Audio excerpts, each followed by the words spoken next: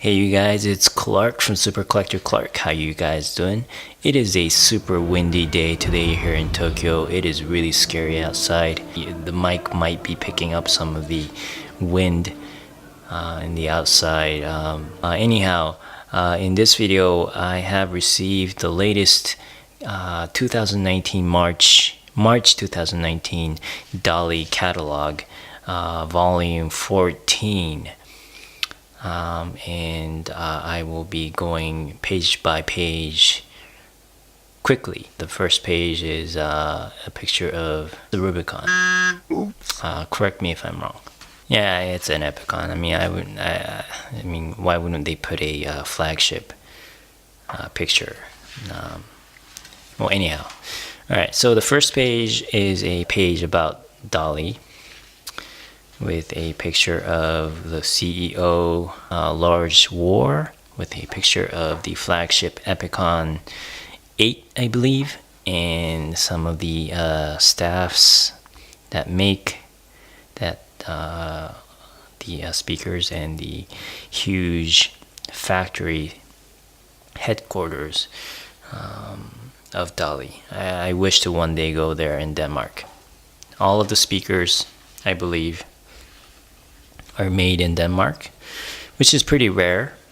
So here again we have some more information on how they engineer and what their technology is all about.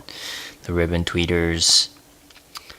And here's a little diagram of how you should not toe in the speakers like most of the speakers, as it has such a wide dispersion in the highs with the ribbon tweeters, that you should just basically have it parallel or 90 degrees straight on against the back wall for the placement of the speakers.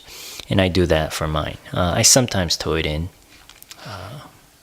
just a little. It's all preference and depends on your room. Here's the flagship series line, EPICON. There are 5 ohms.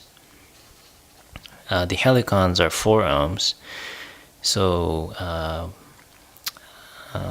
don't know if you can say efficient, but doesn't use as much power. I don't know how much 1 ohm will affect the power usage. We have the EPICON 8, EPICON 6, EPICON 2, and the EPICON Vocal, which is the center speaker. I would love to get a EPICON Vocal. Very expensive though. Yeah. But it's worth it. Yeah, it's definitely worth it. Yeah, see how they have it basically not towed in this picture. Alright, next page is the Rubicon.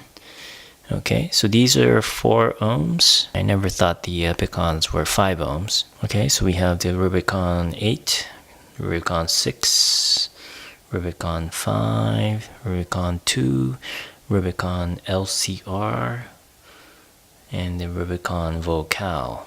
Okay. Next we have the OPTICON series. The sound is very nice. I actually own the OPTICON Vocal here for my center speaker, along with my HELICON speakers, which is price range wise, it's a totally different category. HELICONs are much higher in price, but I couldn't really afford the EPICON center speaker, or the Rubicon center speaker, so I went for the OPTICON Vocal, and it's very, very it matches very well. My AVR isn't too powerful, so looking at the efficiency, it's 89.5 decibels. So it's very efficient, and they sound really good. So I'm really loving the center speaker. I just wish the finish on the outside was not the vinyl, but that's how they lower the price. If it was like real wood with coatings and everything, it would probably cost twice as much. Here is one of the subs that we have, the sub E12F. I am currently in the market of getting a sub. I was hoping to get a sub from Dali, but in Japan we only have 2 models, one of them being sub E12F and the other being sub E9F. So those are the only 2 we have, and I have a HELICON, and I've kind of, I've been asking around what sub matches my HELICONs, and Dali even told me sub E12F might not be the best choice, and I have requested that they release the other lines that they have here in Japan also, and they said they'll consider, but I don't know. So if you have any suggestions on a good sub that's sold in Japan or could be shipped in Japan, please do let me know in the comments down below. And here is the Oberon series. These are very new. These, I believe they came out last year, end of last year. I've seen them. I have not. I've heard it for like 10 minutes, but it was in a home theater setup, so it wasn't a 2-channel music, so I couldn't really, you can never really tell its sound characteristics with movies, not that much. So I don't know how they really sound, but I'm pretty sure they sound good. These are 6 ohms. Okay, so they're more they're not as power hungry compared to the other lines, which are 4 ohms. Yeah, I'm looking at the numbers here, and it's always interesting because somehow the vocal is not 6 ohms but 4 ohms and has a very high efficiency.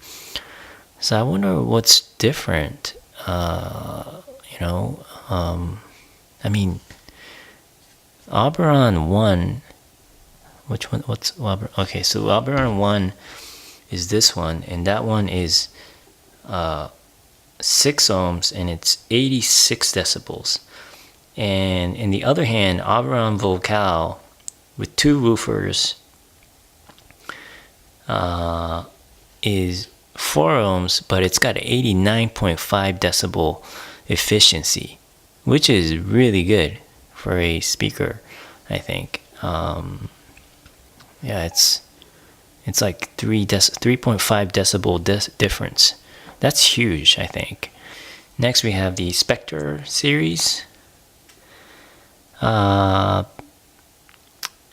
These actually are very popular also because of the price range again, and they sound pretty good too. I have heard these, and I've cranked them up really high. I believe I was listening to Specter 2. I've listened to these and Specter 1, and comparing these two, obviously this having a bigger woofer was able to play much louder, because when I when I cranked up the volume, these didn't distort at all, but Specter 1's it did distort.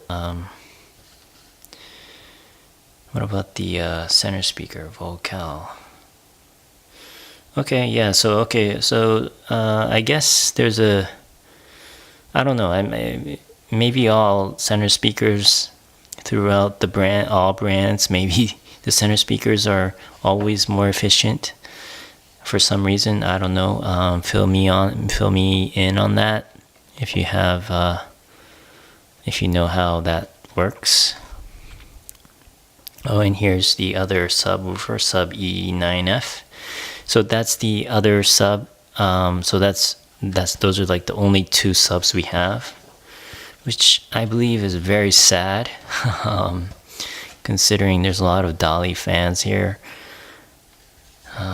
But I guess the subwoofer market is very hard here in Japan, since most of us live in small apartments, you know, and we can't really push a lot of bass, you know. We can't really annoy the neighbors. Okay, and next we had the Menuet,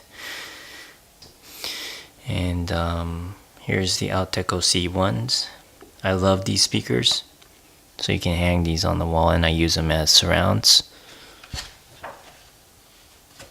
And then next page we have the Densor AX, which is an